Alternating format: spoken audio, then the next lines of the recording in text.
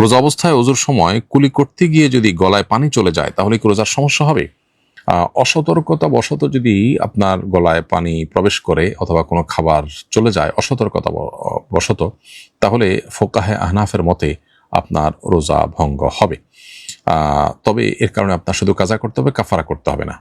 তবে এ বিষয়ে আরব উলামায়ে কেরাম বা হাম্বলি ফকিহদের মত হলো ভিন্ন। তারা মনে করেন যে ভুলে খেলে যে রোজা ভঙ্গ হয় না, এটা তার অন্তর্ভুক্ত। আর ফোকাহে আহনাফ বলেন যে এটা মূলত ভুলে খাওয়া নয়, তার তো রোজার কথা স্মরণ আছে। এটা হলো অসতর্কতাবশত গলদকরণ করা।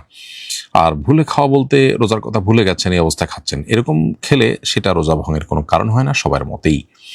অতএব ফোকাহে আহনাফের মত অনুযায়ী আপনি রোজা অবস্থায় কুলি করতে গিয়ে যদি গলার ভেতরে পানি প্রবেশ করে যায় তাহলে এই রোজাটা আপনাকে পরবর্তীতে কাজা রেখে দিতে হবে, এবং যেহেতু এটি অনিচ্ছাকৃত হয়েছে ফলে এর কারণে আপনার গুনাহ হবে না।